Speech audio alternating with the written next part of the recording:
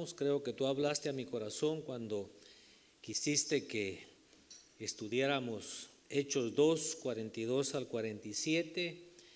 Y creo que la palabra que tú nos das tiene una aplicación para cada momento de nuestra vida.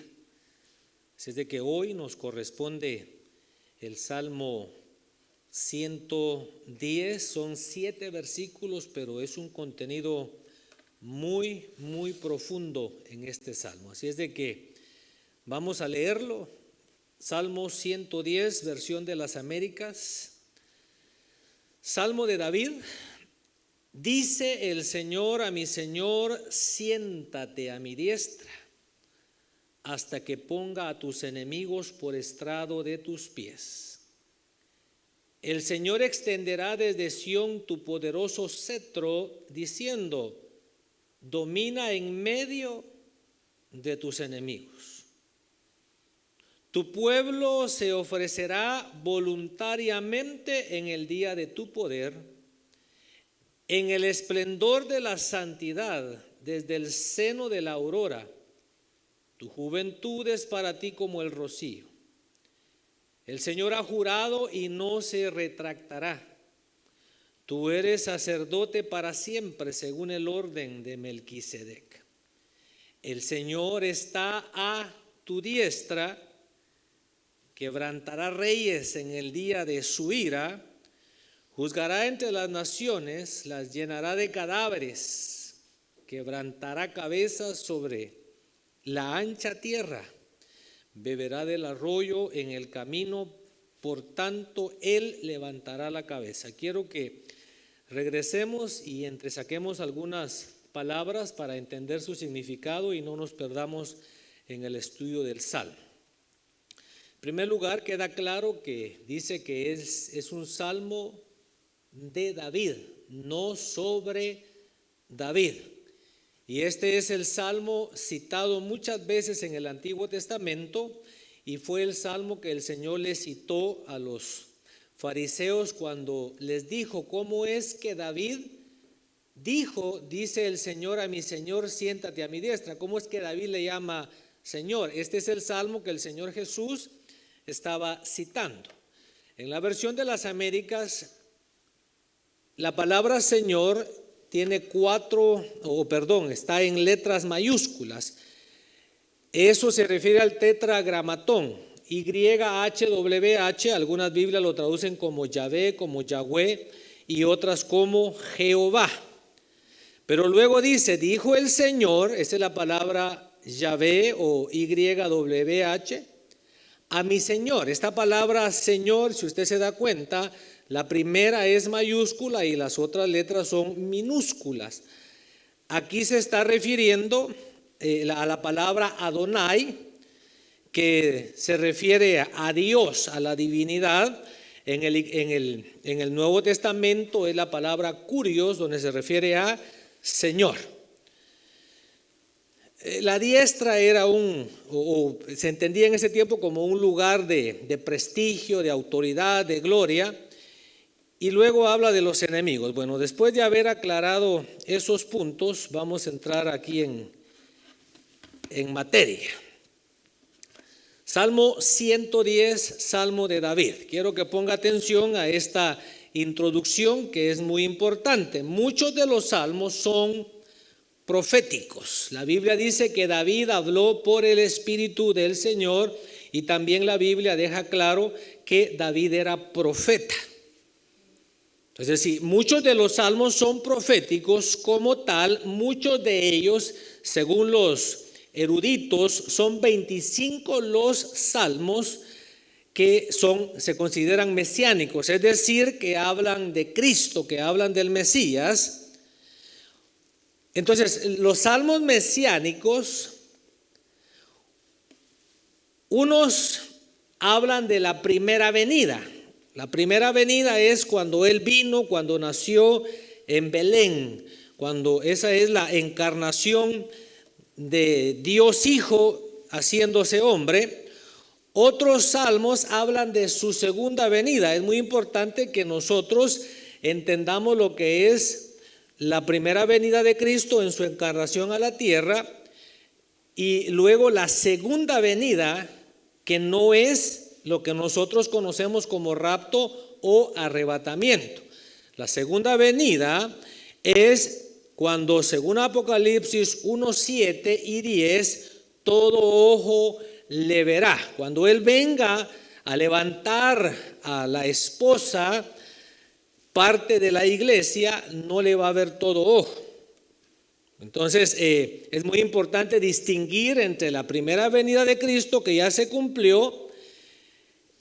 Estamos en este periodo de espera. Viene el arrebatamiento, que es el episinagoge o parusía. Después viene en su segunda venida, que ya es un día de venganza. Según en el libro de Miqueas, las salidas, Miqueas 5:2, las salidas del Señor, de Cristo, son desde el principio hasta la eternidad. O sea que Él no ha estado estable en un lugar, sino que ha tenido diferentes salidas. Le voy a delinear 9 aspectos sobre los salmos. En primer lugar, algo que hemos repetido muchas veces es que los salmos eran el himnario de Israel para su culto corporativo. Es decir, cuando ellos tenían una reunión congregacional, ellos tomaban algunos de los salmos y esos eran los que entonaban. Aparte de su contenido alabántico, es decir, que los salmos se usaban para alabar a Dios, también se usaban para enseñar al pueblo a través del cántico los atributos de Dios, los estatutos de Dios, pero también se utilizaban para recordar su pacto y sus promesas para su pueblo. O sea que a través del cántico, a través de los salmos, se recordaba el pacto que Dios había hecho con Abraham, pero también se les proyectaba hacia el futuro. Por ejemplo, los personajes del Antiguo Testamento que esperaban la venida de Cristo. Usted imagínese aquí la cruz de Cristo y aquí el periodo del Antiguo Testamento. Ellos miraban hacia la cruz, hacia el Redentor que iba a venir. Entonces ahora nosotros estamos acá y nosotros vemos hacia el cumplimiento. Entonces nosotros también vemos hacia atrás. Y una de las cosas, uno de los propósitos del canto es poder trasladarnos y ver hacia atrás. Ahorita me di cuenta que aquí, poder ver hacia atrás y luego también ver hacia el futuro, hacia adelante. Por ejemplo, nosotros cantamos, ¿verdad? Él volverá con las nubes y todo ojo le verá. Ese es ver hacia el futuro. Ver hacia el pasado.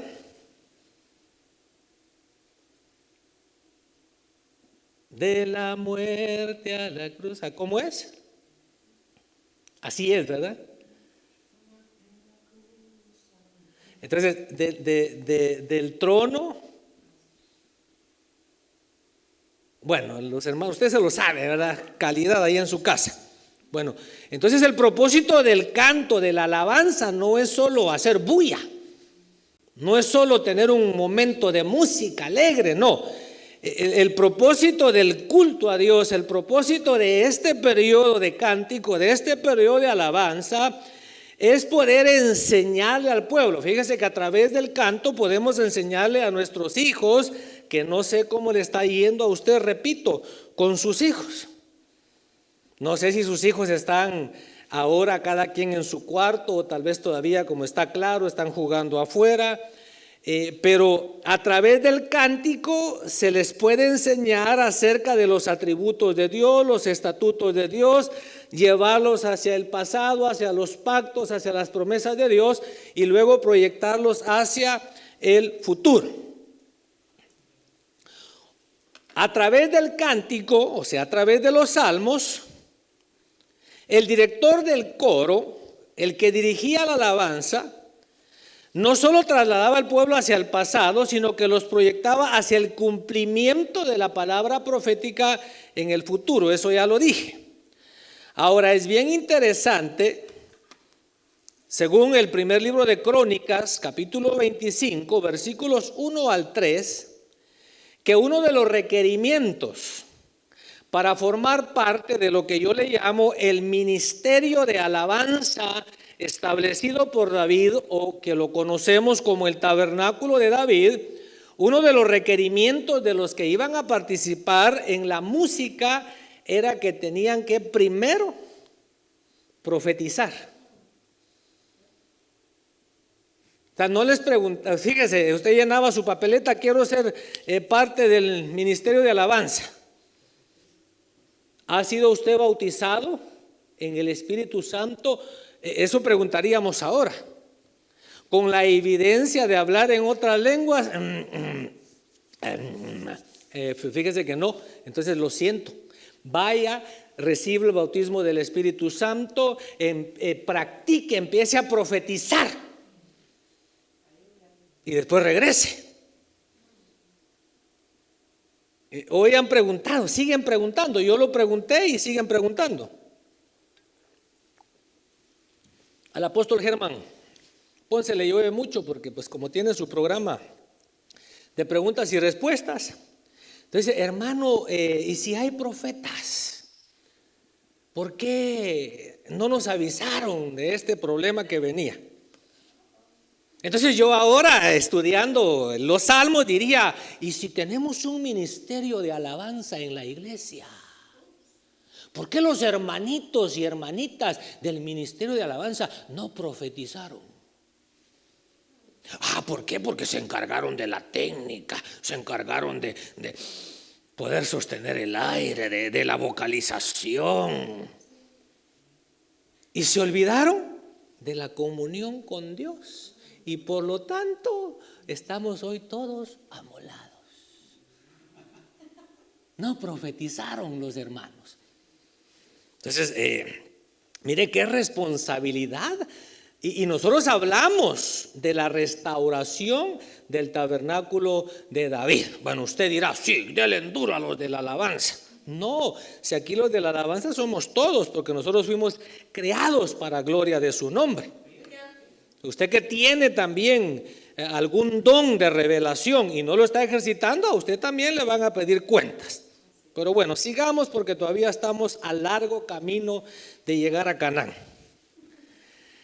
Según los estudiosos, 75 de los 150 salmos fueron escritos por David, aunque hay un buen número de salmos que son anónimos, de los cuales seguramente muchos también son de David.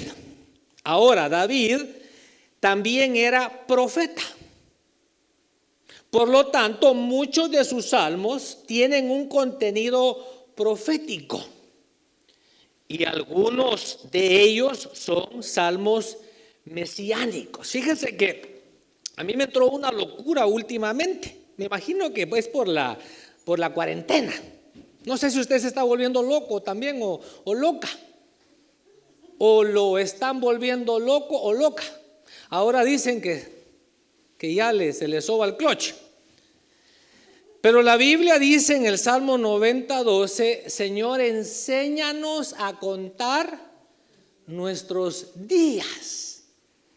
Entonces quiero decirle que hoy para mí es el día 20.126. Hoy estoy cumpliendo yo 20.126 días. Ya llevo bastante rato aquí en la tierra. Mi hija hoy cumplió 10,000 días y no sé cuánto más. Le saqué la cuenta porque hoy es su cumpleaños. Entonces,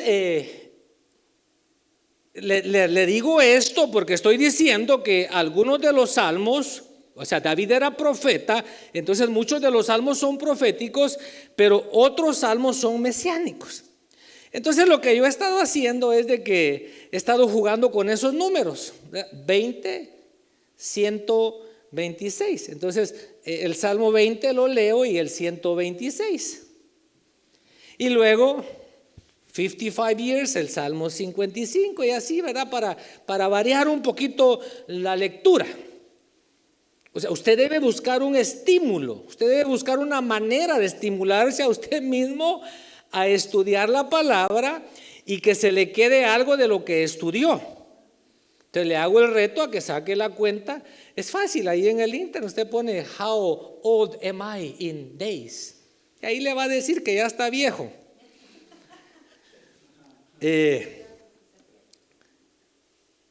Los salmos mesiánicos, esto es bien importante, los salmos mesiánicos hablan del nacimiento de Cristo.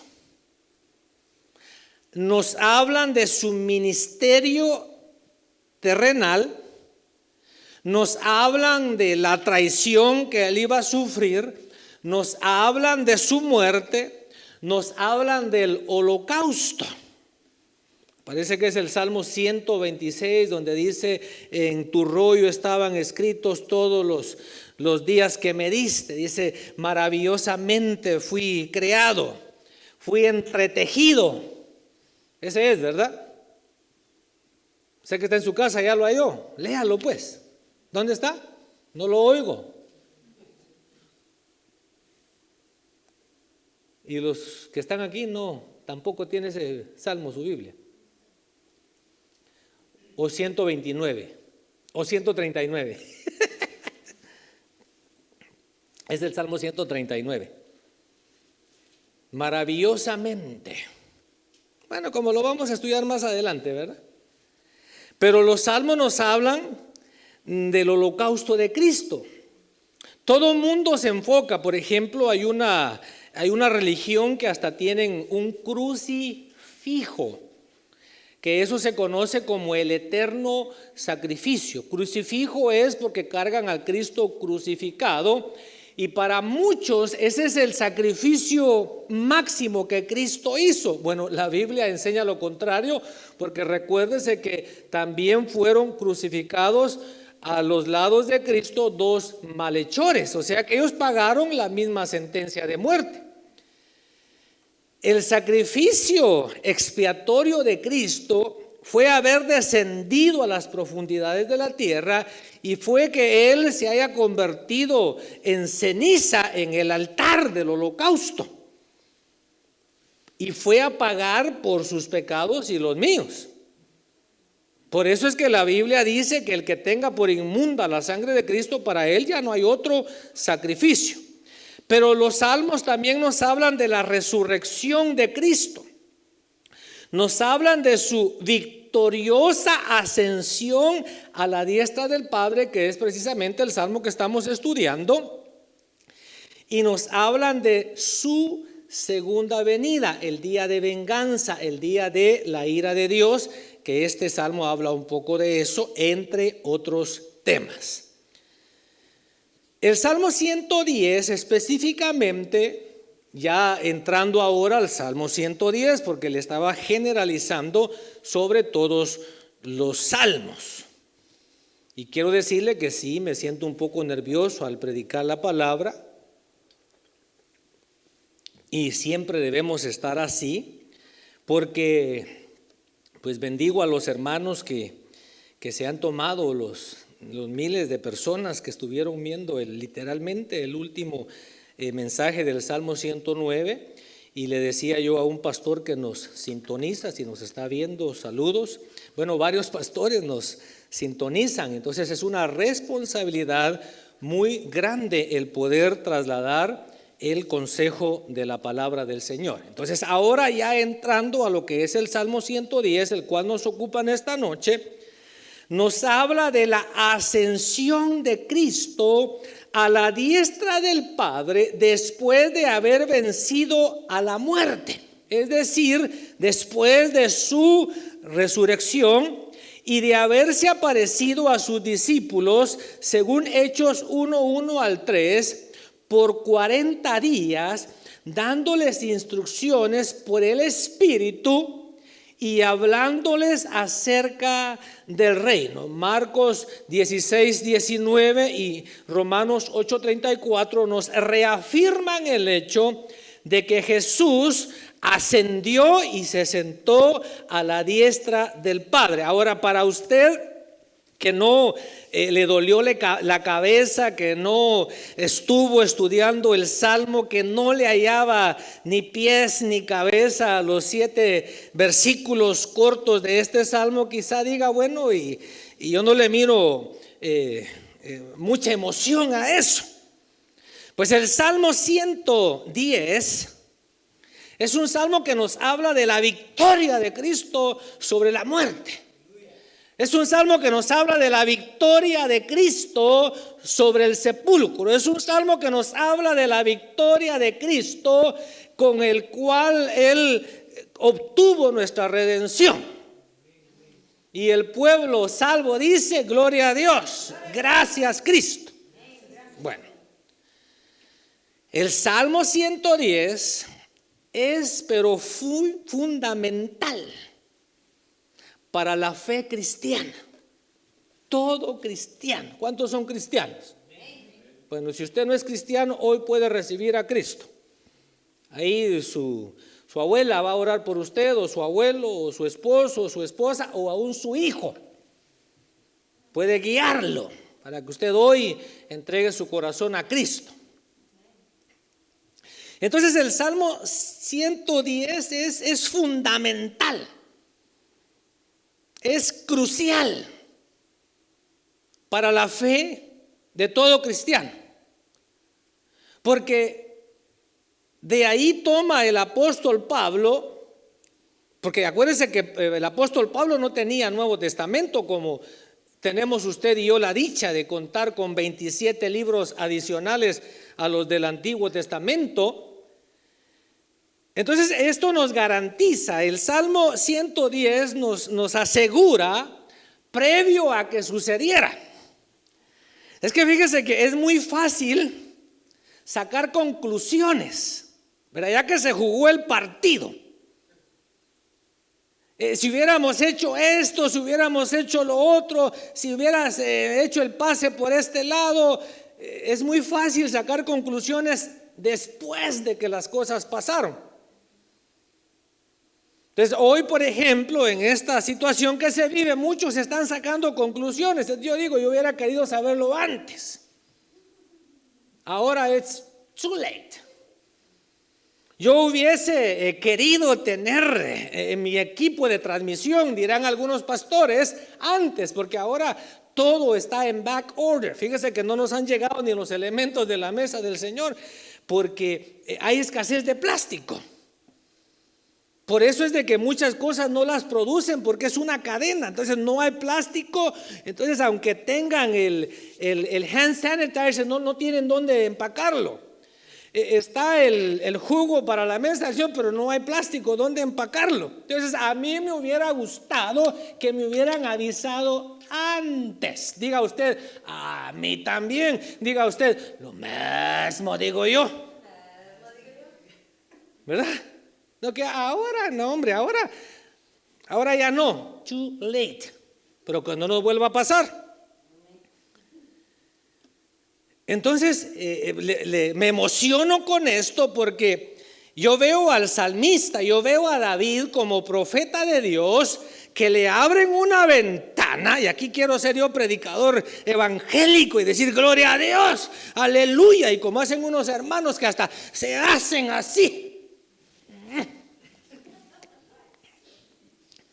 Es que hay unos hermanos bien emocionados para predicar, ¿verdad? Que uno tiene que pararse al frente ahí con un paraguas. Pero gloria a Dios por ellos, porque han aceptado el reto de predicar la palabra.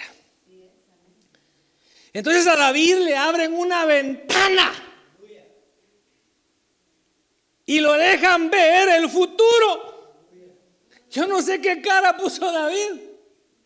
Yo no sé qué cara pusiera usted si pudiera ver el futuro, pero no en una bola de cristal. No, que Dios mismo le abra las ventanas de los cielos o lo traslade como trasladaron al apóstol Pablo, porque el apóstol Pablo dice, ahí yo conozco un hombre, que era él por supuesto, que fue llevado al paraíso, dice, y vio cosas que no le es permitido hablar. Por eso es de que yo no soy muy seguidor de una revelación divina del infierno. ¿Para qué quiero yo? No, ni ahí quiero ir yo. Una revelación divina del cielo. Pablo dice que a él no le permitieron hablar. Entonces, como el libro de Daniel es sorprendente. Porque el libro de Daniel profetizó por revelación divina eventos futuros en secuencia. Y hoy ven hacia atrás los estudiosos de la profecía y pueden armar los eventos. Entonces el salmista igual, David, lo tenían viendo hacia el futuro. Ya estaba queriendo imaginarme esa escena maravillosa cuando él está viendo ese diálogo entre el Padre y el Hijo. Bueno, entonces este salmo es importantísimo para la fe cristiana, porque asevera el hecho que nosotros creemos, que Cristo murió 100% muerto. No como algunos locos dicen que no estaba muerto y que sus discípulos se llevaron el cuerpo medio moribundo y le dieron hierbas para que volviera a la vida. No podía él, lo habían lacerado a tal punto que no podía estar él moribundo, estaba muerto. Fue sepultado, pero al tercer día. Esto lo hubiéramos predicado el domingo pasado, ¿verdad? Pero al tercer día se levantó entre los muertos. Usted puede estudiar algo al respecto, 1 Corintios capítulo 15, 3 al 8 y 13 al 20, o todo el capítulo 15. Otro aspecto fundamental del Salmo 110 es que nos habla del día del Señor. Usted puede leer algo sobre el día del Señor en Joel capítulo 2, versículos 1 al 11. Primera de Tesalonicenses capítulo 5, versículos 1 al 11, y segunda de Tesalonicenses 2, 1 al 3. Va a ser un día terrible, va a ser un día, mire, si ahora las cosas están feas, ese día del Señor va a ser muy, muy feo para los que sufran ese día. Bueno, entonces ahora regresando al Salmo ya estrictamente, el versículo 1. Versículo 1 dice, ahora me voy a ir a la Reina Valera porque ahí es donde, o tal vez la Spanish. Dice, el Señor dijo a mi Señor, siéntate a mi diestra, entre tanto que pongo a tus enemigos por estrado de tus pies. Miremos algunas cositas en el versículo 1.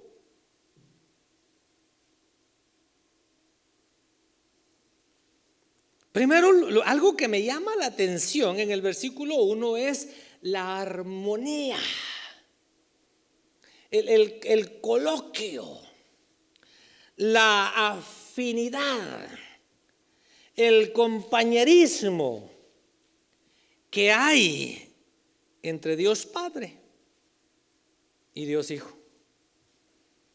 Por eso creo yo que este salmo es de actualidad para nosotros.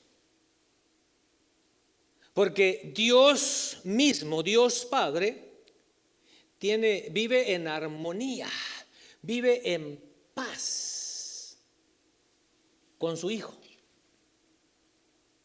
Y ahora que nosotros estamos en casa, Dios quiere que vivamos en armonía, en paz en comunión con nuestra familia. Pero el versículo 1 también nos habla de la divinidad de Cristo. Cristo es 100% humano, 100% hombre, pero 100% divino, 100% Dios. Por eso este salmo es importantísimo. Cuando alguien le diga a usted que Cristo no es Dios, llévelo al Salmo 110, versículo 1 y pregúntele a esas personas lo que Jesús le preguntó a los escribas y fariseos. ¿Cómo es que David le dice? Dijo el Señor a mi Señor, siéntate a mi diestra. Bueno, algo maravilloso de este salmo es que nos está hablando de la entrada triunfal de Cristo a las regiones celestes. O sea, Él viene, cumple su misión y luego regresa nuevamente a la casa del Padre después de haber vencido. Entonces Él llega, ¿se imagina usted esa entrada gloriosa? Tal vez no se la imagina, pero un día a nosotros nos van a recibir de la misma manera. Vamos a llegar allá más que vencedores. Y ahí es donde cantamos, ¿verdad? Alzaos, oh puertas eternas, y entrará el Rey de Gloria. Y ahí vamos a entrar nosotros también con el Señor triunfantes, después de haber vencido aquí en la tierra.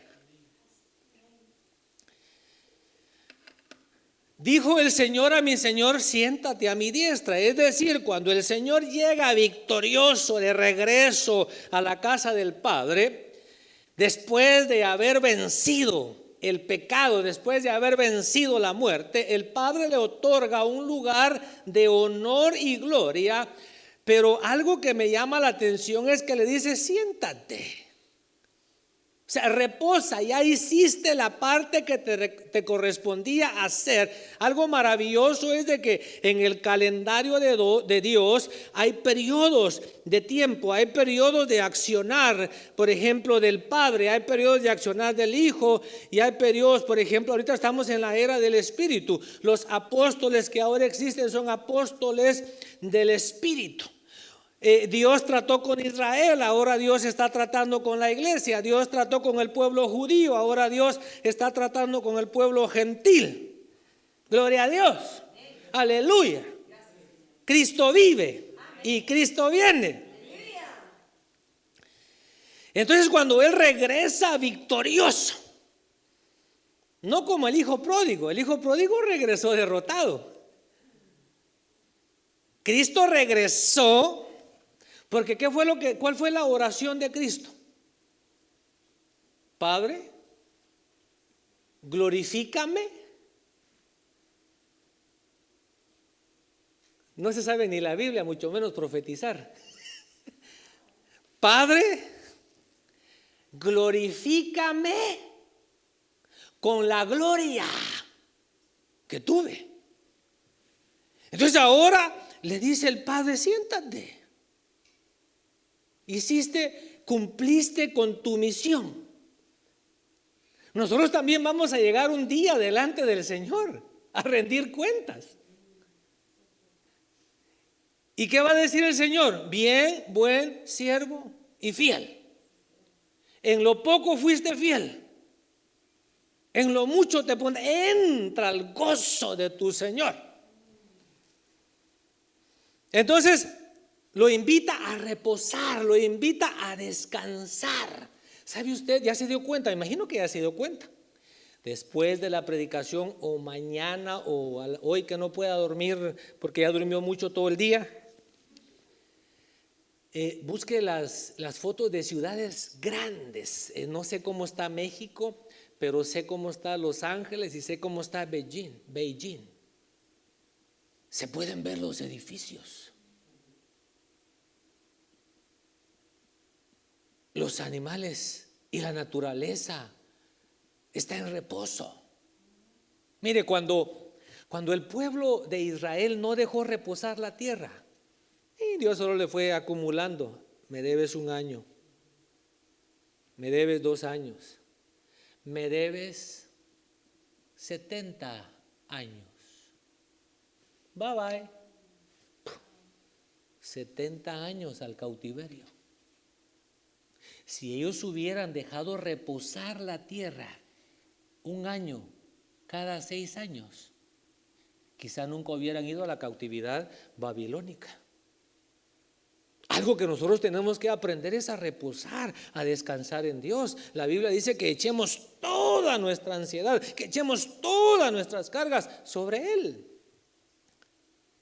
El mismo Cristo le está diciendo al Padre: ahora te toca reposar.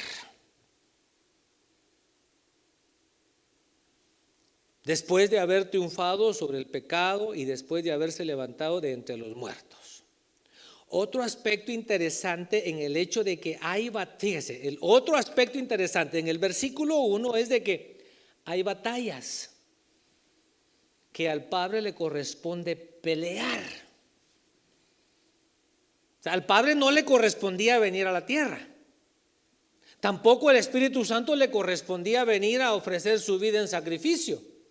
Esa era la comisión, esa era la misión de Jesús, Cristo. Pero entonces aquí es interesante ver que hay batallas que le corresponden al Padre y que no las tiene que pelear el Hijo. De igual manera, hay batallas que no las tenemos que pelear nosotros. Dios es el que pelea por nosotros. Pero algo que me sorprendió desde que leí el Salmo, y era lo que más me llamaba la atención, es de que el Hijo de Dios tiene enemigos. Jesucristo le dijo a los discípulos: ya no los voy a llamar más siervos, les voy a llamar amigos. Hay enemigos de Cristo. Por ejemplo, cuando los hermanos de la iglesia del principio se reunieron a orar, citaron el Salmo que dice: ¿por qué se amotinan las gentes? ¿Y por qué piensan cosas vanas? Mira, los reyes de la tierra, todos se han confabulado, todos se han puesto de acuerdo contra tu ungido. Cuando aquí habla de naciones, está hablando de la gentilidad. Hay gente, o sea, hay pueblos, hay naciones que son enemigas de Dios aquí en la tierra, pero la Biblia también dice que el que se hace amigo del mundo se constituye enemigo de Dios. Entonces nosotros podríamos optar ser amigos de Dios o ser enemigos de Dios, incluirnos, sumarnos a los enemigos de Cristo.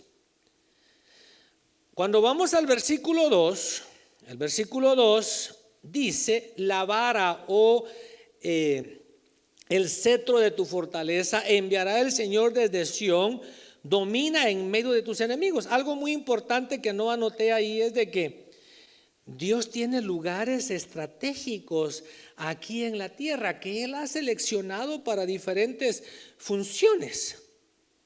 Y Jerusalén es un lugar estratégico en el plan de Dios. En Mateo 28:18 Jesucristo dice: toda autoridad, todo poder me ha sido dado en el cielo y en la tierra. Y entonces Él comisiona a sus discípulos: vayan pues y hagan discípulos. Pero según lo vemos en el Salmo 110, este verso podría referirse al milenio, al reino de 1000 años, en el cual el Señor Jesucristo estará reinando aquí sobre la tierra. Ahora, fíjese que Apocalipsis 19:15 dice que Él va a reinar con vara de hierro.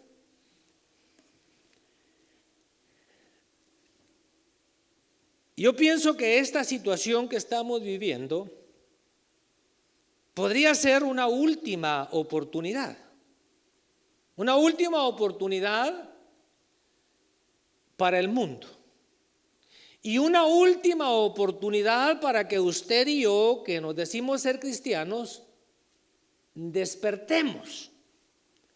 Me decía un hermano ayer, permítame sentarme porque usted está ahí sentadito, sentadita, muy a gusto, y yo aquí parado.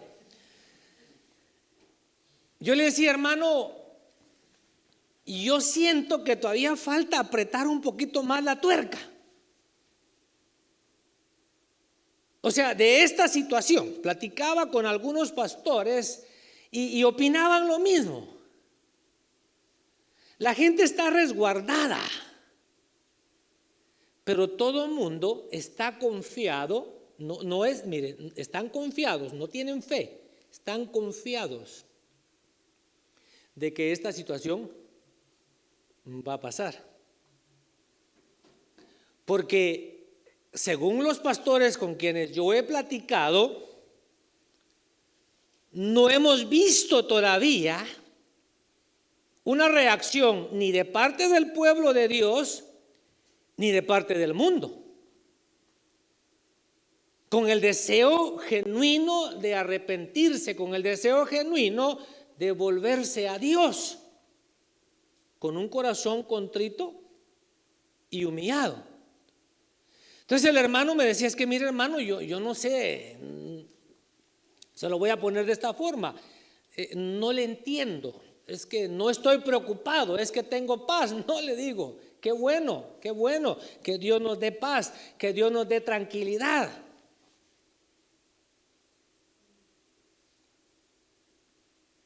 Vi a un pastor por Facebook llamando a su gente, desesperado, hasta por nombre. Hermanos, repórtense, pero angustiado.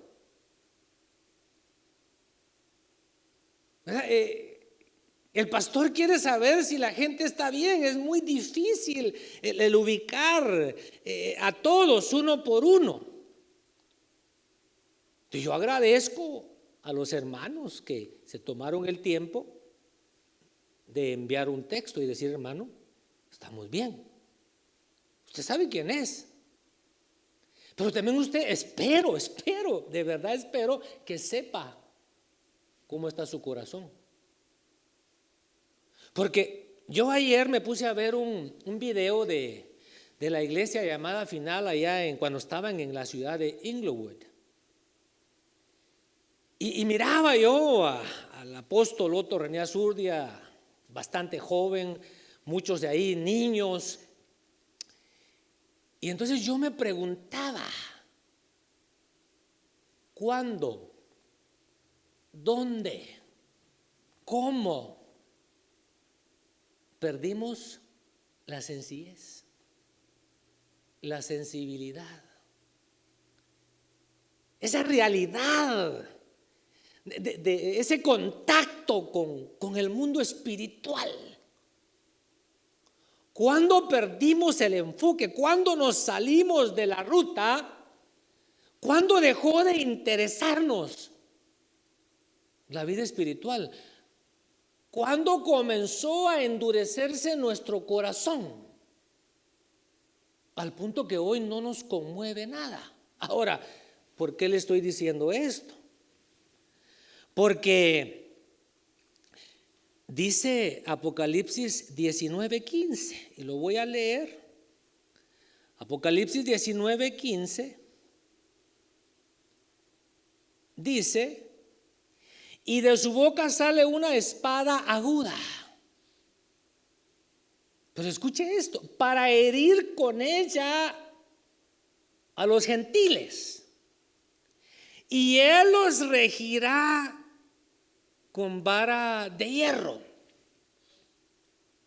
Y él pisa el lagar del vino del furor y de la ira del Dios Todopoderoso.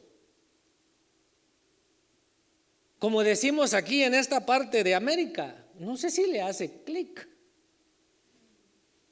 que esto es muy serio. Aquí ya no habla de misericordia, aquí ya no habla de perdón, aquí habla de que se acabó la oportunidad. Entonces yo siento que Dios le está dando una oportunidad al mundo de que se arrepienta, a la iglesia de que vuelva en sí y despierte. Y Dios nos está dando una oportunidad de que se restaure nuestra familia. Y entonces quizá venga un último avivamiento. Y de repente el rapto. Y se acabó. Y entonces empieza la gran tribulación. Bueno, sigamos entonces con el versículo siguiente. Ahora fíjese que me impresiona. El sacerdocio en el versículo 4 dice: tú eres sacerdote eterno, sacerdote para siempre, según el orden de Melquisedec. Entonces aquí está hablando del Cristo victorioso, está hablando de Jesús Rey, está hablando de Jesús Dios. Pero ¿por qué está hablando de Jesús? ¿Por qué está hablando de Cristo sacerdote? ¿Cuál es la función de un sacerdote? La función de un sacerdote es la función: yo soy sacerdote, para el que lo quiera recibir. Samuel era un sacerdote y el pueblo lo entendía. El pueblo decía: Samuel, no dejes de orar por nosotros. Ellos entendían. Moisés, ora por nosotros. Ellos entendían. Entonces Dios, los sacerdotes son mediadores, pero ¿para qué un sacerdote en la eternidad? Se lo dejo como homework, como trabajo. Porque definitivamente van a haber súbditos. Fíjese que ahorita se han hecho populares las diferentes interpretaciones escatológicas del rapto. Hay un grupo de la iglesia que dice que la iglesia no pasa de la tribulación. Hay otro grupo que dice que la iglesia se va a la mitad de la tribulación. Y hay otro grupo que dice que la iglesia pasa la tribulación y se va al final de los 7 años de tribulación. ¿En qué grupo se va a ir usted? ¿Qué es lo que usted cree? Porque la verdad, aquí le enseñamos. Pero como algunos de ustedes andan oyendo un montón de predicadores, ya no sé ni lo que cree. Sí, usted debería ahora estar repasando todos los mensajes de que hemos predicado aquí, a ver dónde le habló Dios y usted no puso atención. Que ahí oyendo a fulano, sutano, mengano, perencejo. Y bueno, no, pues yo, mire, un siervo que salió de entre nosotros de llamada final, anda predicando otras cosas ahora y el asunto es que es un hombre conocido y reconocido. El hermano Otto predica una cosa el martes y él la contradice el viernes. Entonces, él mismo ya no cree lo que yo pensé que creía. Él pues. Entonces, ¿cuál postura es la correcta? ¿Cuál postura es la correcta? Fíjese que las tres están correctas. Las tres están correctas. ¿Por qué? Porque el Señor en el arrebatamiento se lleva a lo que conocemos como la esposa del Cordero. Seguir la paz y la santidad sin la cual nadie verá al Señor. Entonces, ¿y otro grupo? ¿Y quiénes son estos? Dice Apocalipsis 13:7. Dice, estos son los que han salido de la gran tribulación y han lavado sus ropas en la sangre del Cordero. Entonces es posible que los que estén muriendo, los cristianos que estén muriendo durante la tribulación, vayan subiendo al altar, que allá están. Señor, ¿y hasta cuándo vas a vengar la sangre? Pero me llama la atención que Cristo es rey eterno y es sacerdote eterno. O sea que va a haber gente que va a necesitar de un mediador o otras creaciones. Ahí usted averigua y me cuenta. Versículos 5 y 6. Versículos 5 y 6. El Señor a tu diestra herirá a los reyes en el día de tu furor. Si se da cuenta aquí, Señor es mayúscula y minúsculas. Aquí está hablando de Adonai, aquí está hablando de Cristo. Entonces ahora llegó el tiempo en que Cristo tiene que pelear sus batallas, como su hijo, como su hija. Usted le da de comer, usted lo viste, usted lo atiende, pero llega el tiempo que tiene que pelear sus batallas. Tiene que ganarse su sustento. Tiene que comprar su carro, tiene que pagar su seguro, tiene que empezar a pelear sus batallas. Entonces, versículos 5 y 6, el Señor a tu diestra herirá a los reyes en el día de su furor. Pero vamos a verla, como dice la de las Américas. El Señor está a tu diestra, quebrantará reyes en el día de su ira. Juzgará entre las naciones. Las palabras naciones son los gentiles. Pero escuche esto. Sí, mire, lo que nosotros no lo hemos visto, gracias a Dios, lo que está pasando no lo hemos vivido de cerca. Que Dios tenga misericordia de las personas allá en Nueva York, allá en Washington, esos lugares donde esta situación ha afectado de una manera bien fuerte. Que Dios bendiga y tenga misericordia del equipo médico que están ahí batallando al frente. Eso ha de ser terrible, especialmente, mire, aunque sean cristianos, la humanidad ahí la tienen y haber luchado en vano por muchas vidas que al final terminan siempre yéndose la persona. Pero miren lo que dice el versículo 6. Juzgará entre las naciones, ¿y de qué las va a llenar? ¿Verdad que eso no lo hemos visto? Porque si usted estudia Apocalipsis, va a llegar un momento que la tercera parte de la humanidad se va a morir. Entonces, como decía un hermano, échele pluma. It's a lot of dead people. Que no va a dar tiempo ni enterrarlos. Entonces, que Dios nos conceda que nuestro corazón pueda sensibilizarse, porque mire, el tiempo que viene es más terrible que lo que estamos viendo. Versículo 7 dice: beberá del arroyo en el camino, por tanto él levantará la cabeza. El tiempo ha llegado para que Cristo pelee sus propias batallas. El Padre, no obstante, promete estar a su lado para asistirlo. Mire, Cristo tiene que pelear sus batallas, pero ahí viene el Padre con él. Usted y yo tenemos que pelear nuestras batallas, pero Jesús ha dicho: no te dejaré, no te desampararé. He aquí, yo estoy con vosotros todos los días hasta el fin. Entonces, nosotros tenemos que pelear nuestras batallas, pero a la par tenemos a Cristo.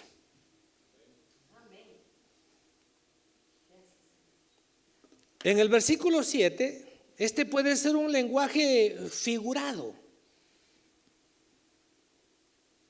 que habla de la sed de venganza que impulsará a Cristo a destruir a todos sus enemigos, de cuya batalla él saldrá triunfante y con su cabeza en alto. Entonces, puede ser un lenguaje figurativo donde habla de que no va a perder el tiempo. Cuando habla de que va a tomar agua en el arroyo, repito, puede ser una expresión que los antiguos entendían donde no se va a detener a perder el tiempo, sino que solamente va a ser lo necesario. Y el tomar agua va a ser algo necesario, como cuando estaban a punto de enfrentar Saúl y su ejército a los filisteos, y él les prohibió comer. Y Jonatán probó un poco de miel. Era necesario ese poquito de miel. Solo un poquito se necesitaba. Entonces aquí nos habla de que al final el que sale triunfante es Cristo. Les recomiendo que lea 1 Corintios todo el capítulo 15, pero particularmente los versículos 25 al 28 nos hablan precisamente de este salmo. Ahora, ya en resumen, en este salmo vemos la armonía eterna que existe entre Dios Padre y Cristo, y la cual debe reflejarse también en nuestros hogares. Si en el reino impera la armonía entre Dios Padre y Dios Hijo, en nuestros hogares debemos ser promotores de armonía. Este salmo nos habla de la divinidad de Cristo. Cristo es Dios. Este salmo nos habla del señorío de Cristo. Él va a reinar aún sobre sus enemigos. Llegará un día, dice la Escritura, que toda rodilla se doblará y toda lengua confesará que Jesús es el Señor. Usted y yo lo hacemos ahora, como lo dice el versículo 3.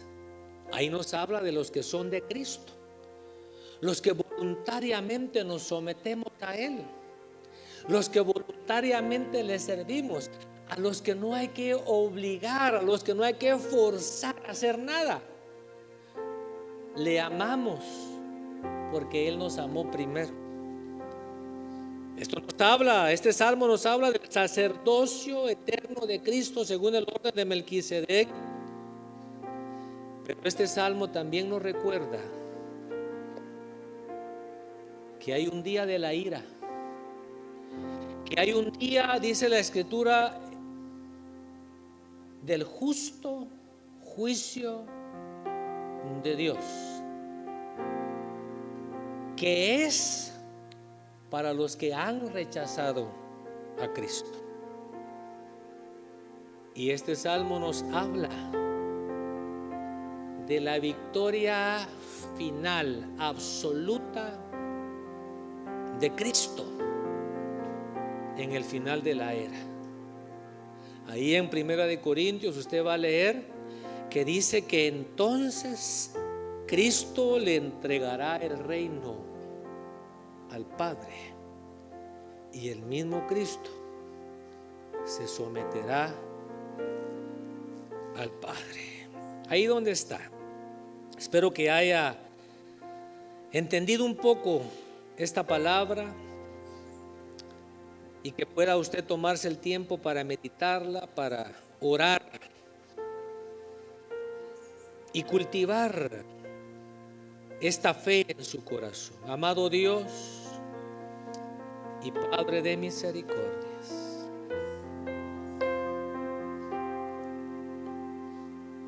gracias porque nuestra fe descansa en tu palabra, nuestra fe descansa en tus promesas. Gracias porque el ministerio profético, la palabra profética, nos hace ver hacia ese pacto glorioso, maravilloso que tú has hecho. Tú has prometido y no te arrepentirás, no cambiarás de parecer. Pero también podemos ver hacia esa esperanza gloriosa, maravillosa, reservada para nosotros en los cielos, en la eternidad. Gracias porque tú, dice tu palabra, no nos has puesto para ira, sino para alcanzar misericordia.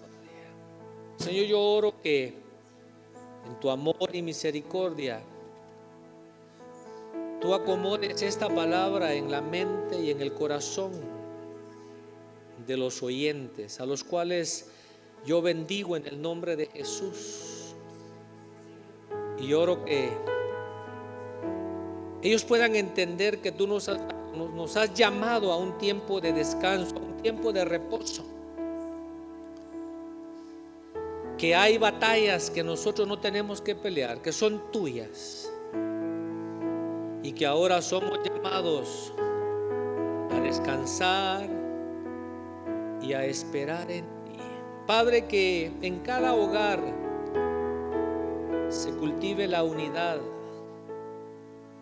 se cultive la armonía, se cultive el compañerismo que hay entre ti y nuestro Señor Jesucristo, y que nuestros hogares sean un reflejo del ambiente que se vive en los cielos. Continúa, Señor, llenando nuestras vidas, nuestra mente, nuestro corazón y nuestros hogares con tu paz, esa paz que sobrepasa todo entendimiento. En el nombre de Jesús. Amén. Gobiernas con autoridad,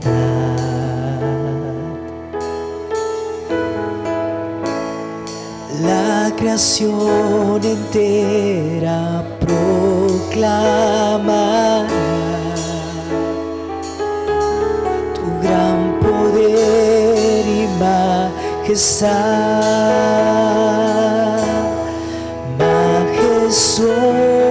Majestuoso Dios, reinas con poder. Tú eres mi Rey y Señor.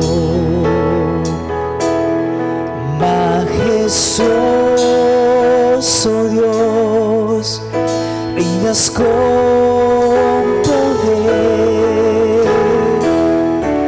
Te adoraré y bendeciré. Sobre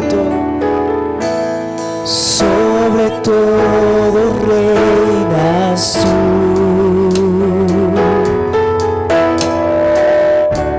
Gobiernas con autoridad,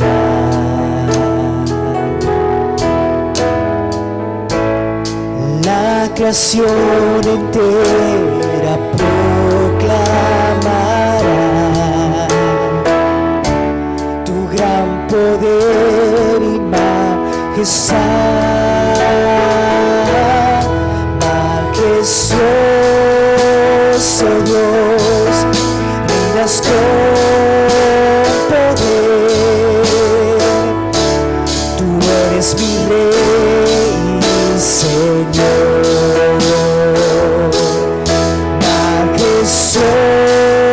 Majestuoso Dios, reinas con poder. Te adoraré y bendeciré.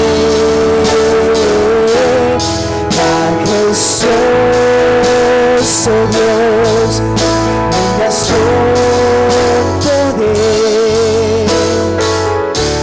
Tú eres mi Rey y Señor.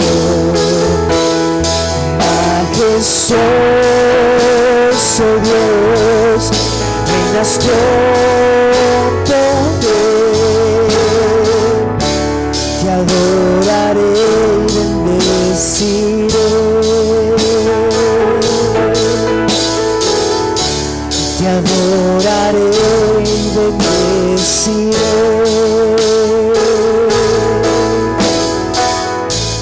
Te adoraré y bendeciré.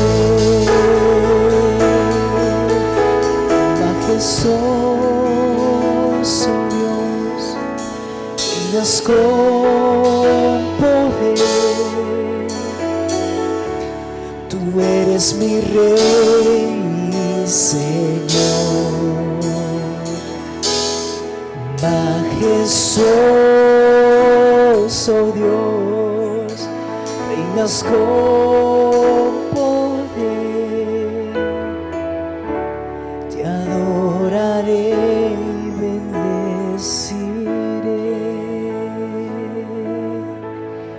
Amado Dios, te damos gracias porque una vez más podemos presentar nuestras vidas delante de ti, Señor. Muchas gracias que en tu misericordia nos has preservado la vida, nos has guardado nuestra entrada y nuestra salida, Señor. Gracias y bendice cada familia, Señor, ahí en sus casas. Sigue guardándolos, cubriéndolos con tu poder. En el nombre maravilloso de Jesús te damos gracias, Señor. Amén.